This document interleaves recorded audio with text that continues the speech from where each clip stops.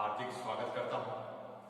आज का अपना टॉपिक होगा work power energy and power factor. इस टॉपिक में से अपन पावर फैक्टर को अपन पढ़ेंगे। पावर फैक्टर के अंदर सबसे पहले पावर फैक्टर होता क्या है, पावर फैक्टर की अपन डेफिनेशन अगर पढ़ना चाहें तो वास्तविक पावर फैक्टर बराबर होगा वास्तविक शक्ति बटे आभासी शक्ति। अपन इसकी डेफिनेशन ये भी बोल सकते हैं कि वास्तविक शक्ति और आभासी शक्ति का अनुपात पावर फैक्टर कहलाता है। अब इसमें वास्तविक शक्ति को अपन VI cos phi भी लिख सकते हैं और आभासी शक्ति को अपन VI भी लिख सकते हैं। ठीक है, नेक्स्ट अपना टॉपिक है पावर फैक्टर को अपन cos phi के माध्यम से भी अपन पढ़ते हैं। PF बराबर अपन cos phi ये भी पढ़ते हैं। नेक्स्ट अपना इसका जो अधिकतम मान होता है वो 1 होता है।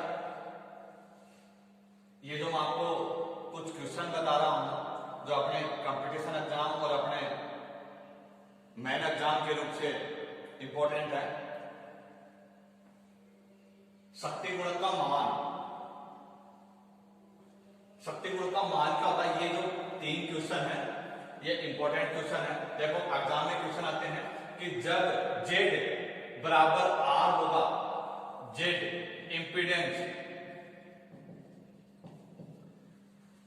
इंपीडेंस के बराबर R रेजिस्टेंस अर्थात XC के बराबर XL होता है तो मान का क्या होगा, पावर फैक्टर का इकाई मान होता है।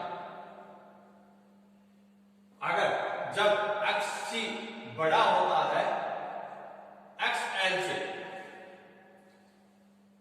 तो मान क्या होगा पावर फैक्टर का अग्रगामी, जिसको अपन लीडिंग बोलते हैं। लीडिंग और लैगिंग होता है। तो अगर अपने पास XC का मान बड़ा है XL से तो पावर फैक्टर का मान लीडिंग होगा। नेक्स्ट है जब XC छोटा है XL से तो मान पश्चगामी होगा, जिसको अपन लैगिंग बोलते हैं, पिछड़ा होगा। तो एग्जाम के अंदर इस प्रकार से क्वेश्चन दे दिए जाते हैं और पावर फैक्टर का मान पूछ लिया जाता है। पश्चगामी होगा या अग्रगामी होगा या इसका मान 1 होगा, ये इस प्रकार से क्वेश्चन पूछ लिए जाते हैं। नेक्स्ट अपना टॉपिक आता है कि पावर फैक्टर के मान कम होने के कारण हानियां क्या होती है। इसमें देखो परिपथ धारा का मान बढ़ जाता है। अगर पावर फैक्टर का मान अपने पास कम होता है तो जो परिपथ होता है उसके अंदर जो धारा का मान है वो बढ़ जाता है, जिससे क्या होता है, ताम्र शक्ति बढ़ जाती है। जो उपकरण होता है उसके अंदर जो ताम्र शक्ति होती है उसका मान बढ़ जाता है और उपकरण की दक्षता बढ़ जाती है। मतलब ये हुआ कि अगर अपने पास पावर फैक्टर का मान कम है तो उस कंडीशन में क्या होगा कि जो भी सर्किट है उसमें धारा का मान तो बढ़ जाएगा, ताम्र शक्ति बढ़ जाएगी और जो उपकरण लगा हुआ है उसकी दक्षता क्या हो जाएगी, कम हो जाती है। नेक्स्ट क्या है, प्रत्यावर्तक। ये मैं कुछ निमी पैटर्न के शब्द आपके सामने यूज कर रहा हूं, आप भी देखना। प्रत्यावर्तक जिसको अपन अल्टरनेटर बोलते हैं, परिणामीकर जिसको अपन ट्रांसफार्मर बोलते हैं, तथा लाइन का वोल्टता नियमन मतलब वोल्टेज रेगुलेशन जिसको अपन बोलते हैं बढ़ जाता है।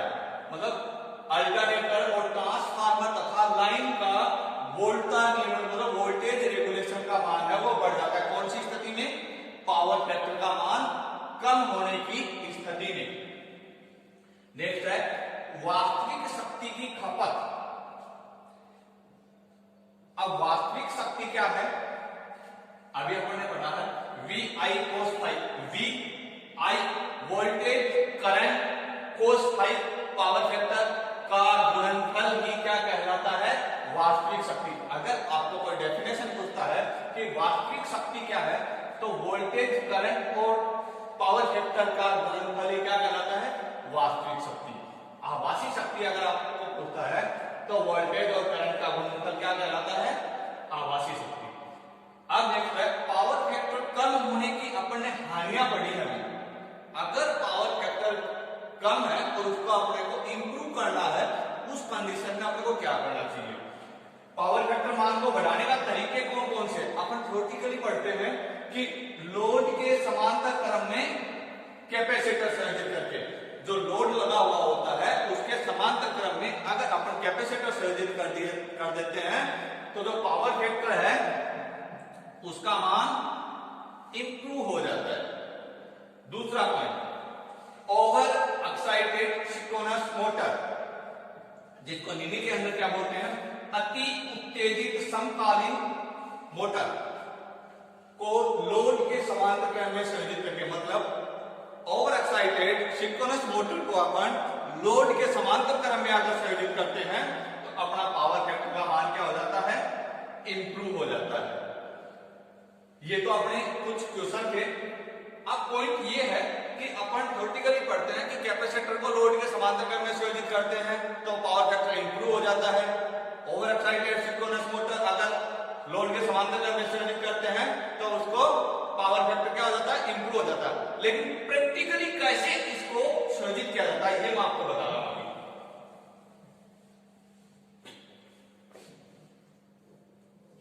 ये मैंने L1, L2, L3 लिया, लाइन, मैन लाइन, ये मैंने मैन लाइन ली है। अब अपना पॉइंट क्या है,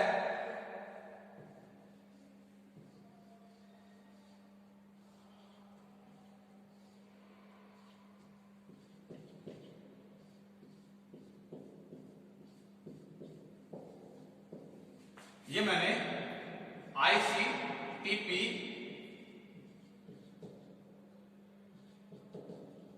मैन स्विच, मैंने ICTP मैन स्विच यूज किया यहां पे।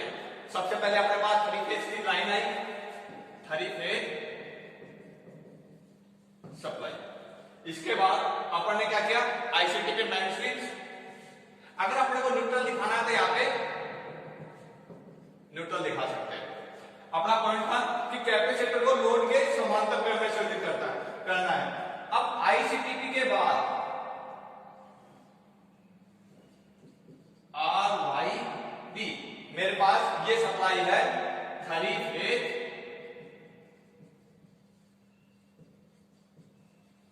सप्लाई। अगर मेरे को यहां पे उपकरण लगाने हैं, चाहे वो 3 फेज के हो चाहे सिंगल फेज के हो, मान लो कि मैं यहां पे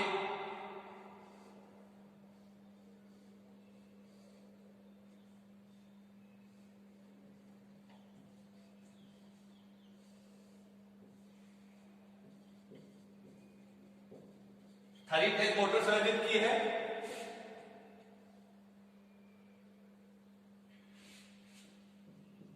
ये मैं न्यूट्रल ले रहा हूं यहां पे लिंक के द्वारा।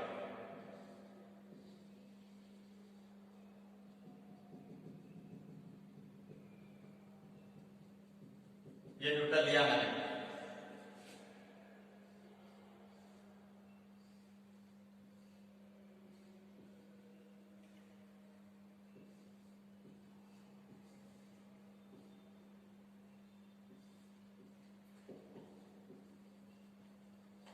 सिंगल फेज मोटर यूज की है।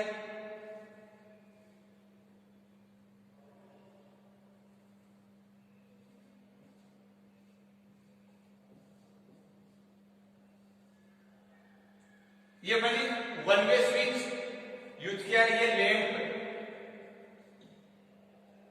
लैंप यूज किया मैंने। देखो इस फेज से मैंने एक मोटर यूज कर ली, इससे मैंने एक लैंप यूज कर लिया, या फिर इससे मैं और कोई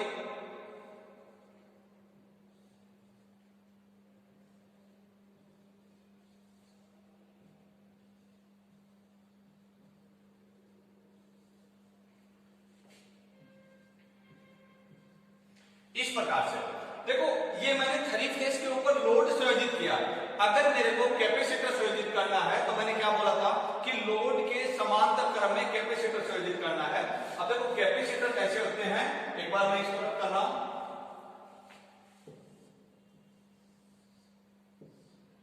इसके ऊपर इस प्रकार से 3 वायर मिलेंगे, इसको KVAR में व्यक्त करते हैं, KVAR में। और इसके जो कनेक्शन होते हैं वो इस प्रकार से डेल्टा में होते हैं। अब ये 3 वायर अपने को बाहर मिलेंगे, ये तीनों वायर अपने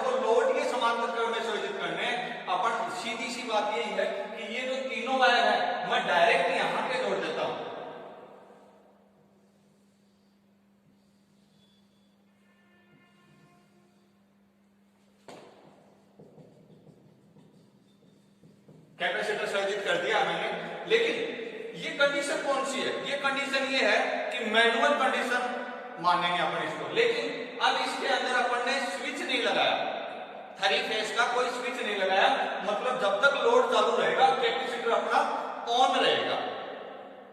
लेकिन कुछ कंडीशन ऐसी होती है जिस कंडीशन में मान लो कि अपने को कैपेसिटर की जरूरत नहीं है, पावर फैक्टर बढ़ाने की जरूरत नहीं है, अपना पावर फैक्टर वैसे ही 0.9 से अप है, अपने का मतलब जो पावर फैक्टर का मान है वो 1 होता है, लेकिन अगर 0.9 से ऊपर होता है तो वो अपना अच्छा पावर फैक्टर माना जाता है।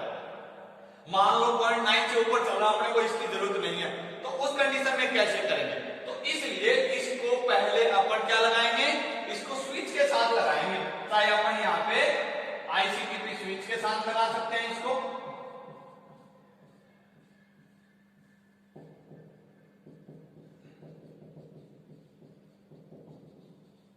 आईसीटीपी स्विच।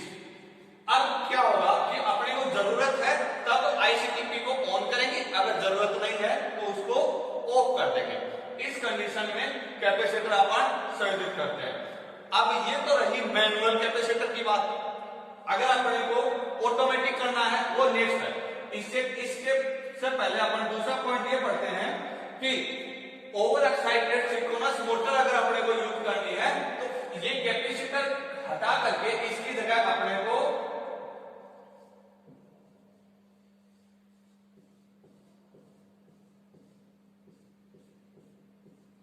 आईसीटीपी स्विच लगा करके और यहां पे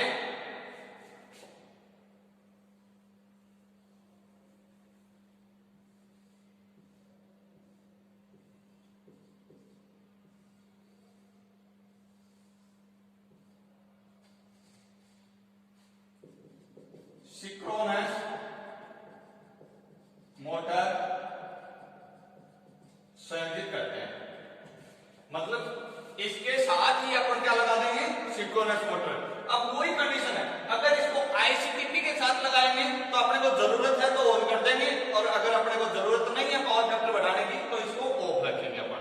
तो इस प्रकार से प्रैक्टिकली लगाया जाता है कैपेसिटर और synchronous motor.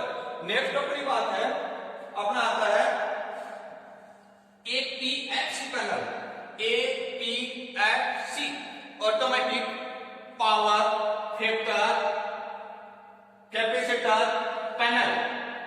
Automatic power factor capacitor panel मतलब ये है कि ये अपना मैनुअल हो गया, अपने को ऑन और ऑफ करना पड़ेगा, लेकिन इसी को अगर रिले संयोजित करके और एक ऑटोमेटिक रिले यूज की जाती है, इनके अंदर जितने कैपेसिटर इसके अंदर यूज किए जाएंगे उसके साथ ऑटोमेटिक रिले यूज की जाती हैं। वो क्या करते हैं, जैसे ही अपना लोड बढ़ता है उसके इक्वल करने के लिए, पावर फैक्टर को कम ज्यादा करने के लिए कैपेसिटर को ऑन और ऑफ करता रहता है, जिसको अपन एपीएफसी पैनल बोलते हैं। तो ये अपना पावर फैक्टर का टॉपिक था। इसके ये जो कुछ क्वेश्चन है ये आपको पढ़ने हैं। एक बार दोबारा रिपीट कर रहा हूं, पावर फैक्टर को अपन डेफिनेशन वास्तविक मान बटे आभासी मान, जिसको अपन VI cos phi बटे VI भी बोलते हैं, इसको cos phi से व्यक्त करते हैं। इसका मान 1 होता है और कंडीशन दी है इसमें, Z के बराबर अगर R है या फिर XC के बराबर XL है, उस कंडीशन में पावर फैक्टर का मान इकाई होता है। अगर XC बड़ा होता है XL से तो पावर फैक्टर का मान अग्रगामी लीडिंग जिसको बोलते हैं। अगर XC का मान XL से छोटा होता है तो पश्चगामी मतलब लैगिंग पिछड़ जाता है पावर फैक्टर। अगर अपने पास पावर फैक्टर का मान कम है तो हानियां क्या होती है, परिपथ की धारा का मान बढ़ जाएगा, तापमान क्षति बढ़ जाएगी और जिससे उपकरण की दक्षता है वो क्या होगी, घट जाती है। पट्टावर्तक परिणामी तथा लाइन का वोल्टेज रेगुलेशन का मान बढ़ जाता है। वास्तविक शक्ति की खपत बढ़ जाती है, जो शक्ति की जो अपन काम में लेते हैं, जो एनर्जी जो अपन यूज करते हैं उसकी जो खपत है वो क्या हो जाती है, बढ़ जाती है। कैसे इसको इंप्रूव किया जाता है, 2 विधि है, कैपेसिटर से संयोजित करके लोड के समांतर में और ओवर एक्साइटेड सिंक्रोनस मोटर से संयोजित करके। नेक्स्ट अपना है automatic power factor capacitor panel संयोजित करके। ये इसी का शुद्धिकरण मान लो आप, ये है मैनुअल करने का तरीका और दूसरा ऑटोमेटिक तरीके से करेगा। ठीक है, तो ये अपना आज का टॉपिक